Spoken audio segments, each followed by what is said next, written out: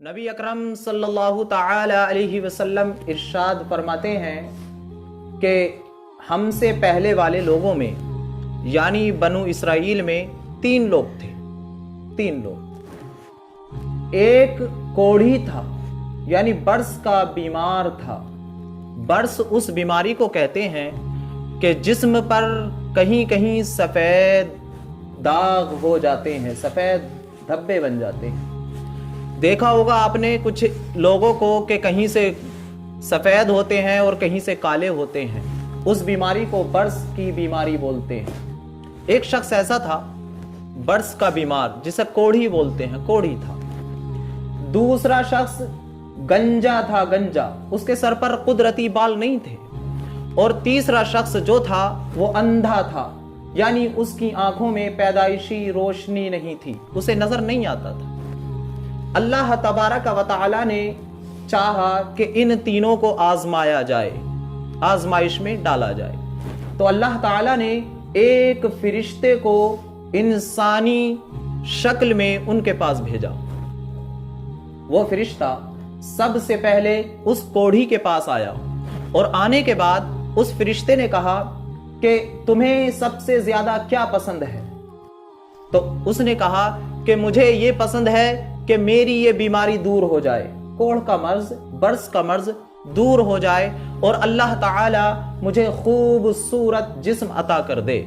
तो फरिश्ते ने उसको छुआ और उसकी वो परेशानी दूर हो गई। फिर उससे फरिश्ते ने पूछा, अब बताओ कि तुम्हें कौन सा माल सबसे ज्यादा पसंद है?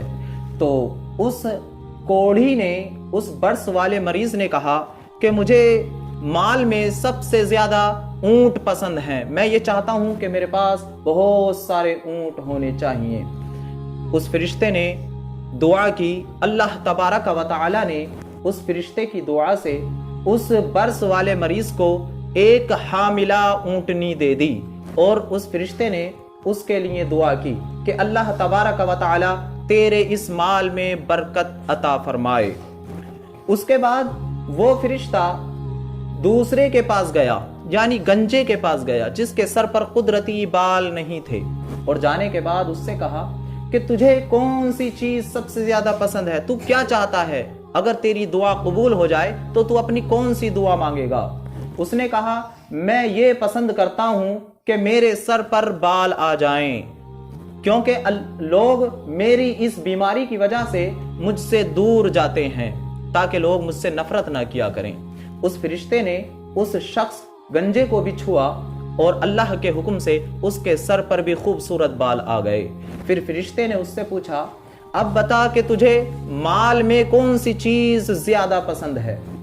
तो उसने कहा, मुझे ये पसंद है कि मेरे पास गायें हो, गायें। तो अल्लाह तबारक व तआला ने उसे हामिला गाय अता कर दी। फिर फरिश्ते ने उसके लिए दुआ की कि अल्लाह तबारक व तआला तुझे इसके अंदर बरकत अता फरमाए। फिर वो फरिश्ता तीसरे के पास गया जो अंधा था आंखों से। अंधे के पास गया और उससे कहा कि बताओ तुम्हें क्या चीज पसंद है? अगर अल्लाह तबारक व तआला तुम्हारी एक दुआ कबूल करे तो तुम कौन सी दुआ मांगोगे? उसने कहा, मैं ये चाहता हूं कि अल्लाह तबारक व तआला मेरी आंखों की रोशनी लौटा दे, मेरी निगाह वापस कर दे ताकि मैं अपनी इन नजरों से लोगों को देख सकूं। अल्लाह तबारक व तआला के हुक्म से फरिश्ते ने उस अंधे की आंखों पर हाथ फेरा और उसकी बीनाई यानी उसकी रोशनी लौट आई। फिर वो उसे दिखाई देने लगा। फिर फरिश्ते ने पूछा, अब बताओ तुम्हें माल में कौन सा माल ज्यादा पसंद है? क्या चाहते हो तुम? तो उसने कहा, मैं चाहता हूं कि मेरे पास बहुत सारी बकरियां होनी चाहिए ताकि मैं उनसे कारोबार बढ़ा सकूं। फरिश्ते ने दुआ की।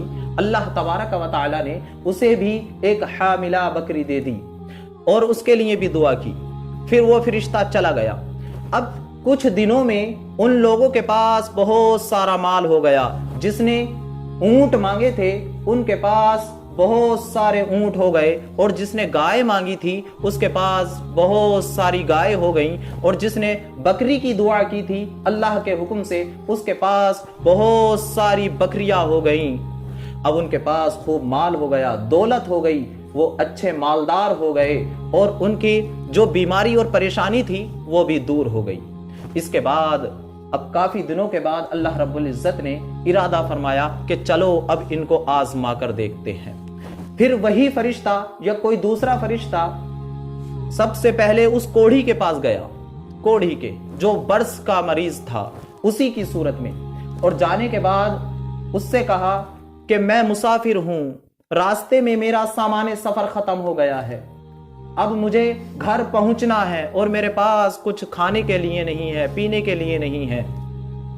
میں سب سے پہلے اللہ پر بھروسہ کرتا ہوں، پھر میں تم سے کچھ سوال کرتا ہوں، تم مجھے اللہ کی راہ میں ایک اونٹ دے دو تاکہ میں اپنے گھر پہنچ سکوں۔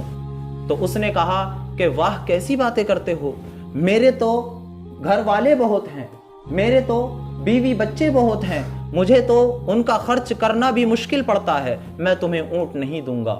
تو فرشتے نے کہا میں تمہیں پہچانتا ہوں، کیا تم پہلے کوڑھی نہیں تھے؟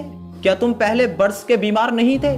اللہ تبارک و تعالی نے تمہیں یہ اونٹ عطا کیا ہے، مال و دولت دی ہے، تمہاری پریشانی کو دور کیا ہے، کیا تم اللہ کی راہ میں ایک اونٹ نہیں دے سکتے؟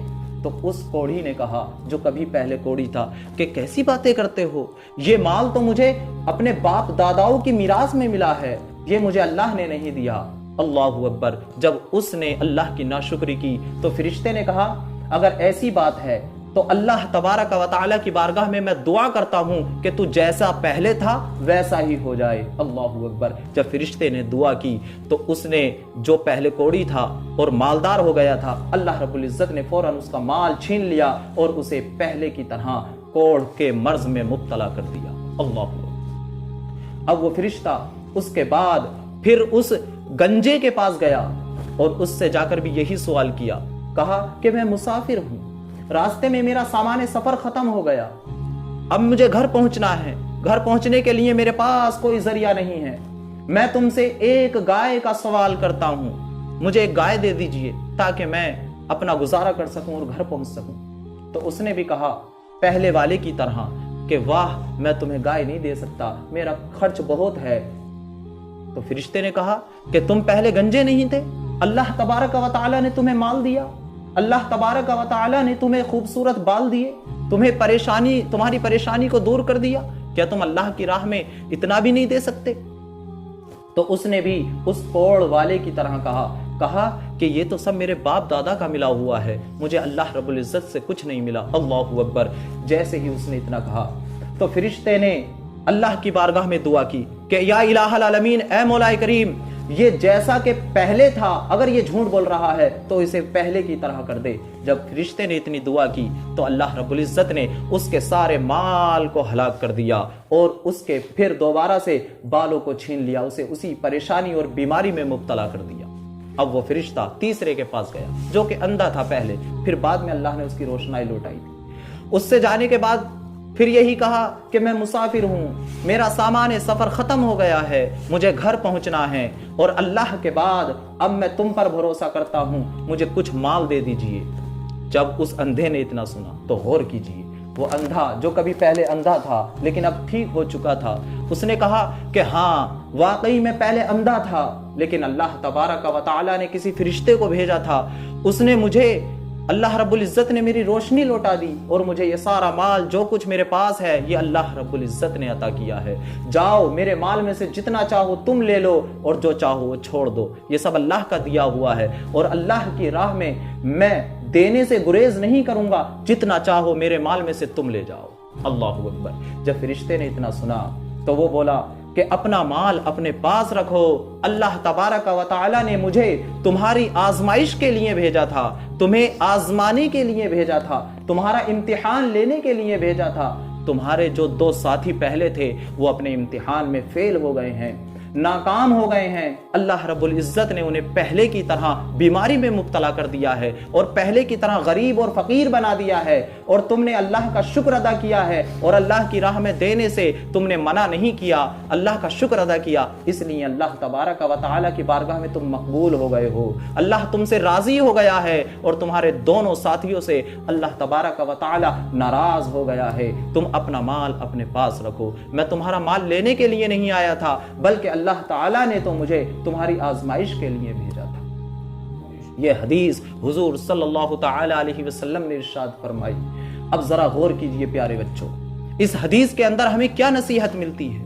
اس حدیث کے اندر ہمیں کیا بات ملتی ہے، کیا نصیحت ملتی ہے؟ اس سے ہمیں پتہ چلتا ہے کہ ہمیشہ ہمیں سچ بولنا چاہیے، اور یہ جو کچھ ہمارے پاس ہے، ہماری آنکھیں، ہمارے کان، ہمارا خوبصورت جسم، یہ ہمارا مال اور دولت، یہ سب اللہ رب العزت کا دیا ہوا ہے۔ ہمیں ہمیشہ اللہ تبارک و تعالیٰ کا شکر ادا کرتے رہنا چاہیے۔ ہمیں نمازیں پڑھنی چاہیے تاکہ اللہ کا شکر ادا کریں۔ ہر حال میں اللہ کی کسی بھی حال میں نافرمانی نہیں کرنی چاہیے، کسی بھی حال میں ہمیں اللہ کو نہیں بھلا دینا چاہیے، ہمیشہ رب کا شکر ادا کرتے رہنا چاہیے، ہمیشہ اس کو یاد کرتے رہنا چاہیے۔ اور اگر ہمارے پاس کوئی فقیر، کوئی محتاج آئے اور ہم سے سوال کرے تو ہمیں اللہ کی راہ میں اسے کچھ دے دینا چاہیے تاکہ وہ ہمارے لیے دعا دے سکے۔ اور ویسے بھی یہ سب کچھ جو ہمارے پاس مال ہے، دولت ہے، سب رب کا دیا ہوا ہے۔ ہمیں ہمیشہ دوسری بات ہمیں یہ پتہ چلتی ہے کہ ہمیں ہمیشہ سچ بولنا چاہیے، کبھی بھی جھوٹ نہیں بولنا چاہیے۔ جو انسان جھوٹ بولتا ہے اس کی نعمتیں چھن جاتی ہیں۔ اللہ رب العزت جو انسان پر کرم کرتا ہے، نوازشیں کرتا ہے، جو نعمتیں، جو رحمتیں عطا کرتا ہے، پھر انسان اگر ان کو بھلا دے، ان کا شکریہ ادا نہ کرے تو اللہ تبارک و تعالیٰ ان کی وہ نعمتیں، وہ رحمتیں چھین لیتا ہے۔ اس لیے ہمیں چاہیے ہمیشہ رب کا شکر ادا کرتے رہنا چاہیے، اللہ رب العزت کا ذکر کرتے رہنا چاہیے، نمازوں کی پابندی کرنا چاہیے، اور زیادہ سے زیادہ علم دین حاصل کرو۔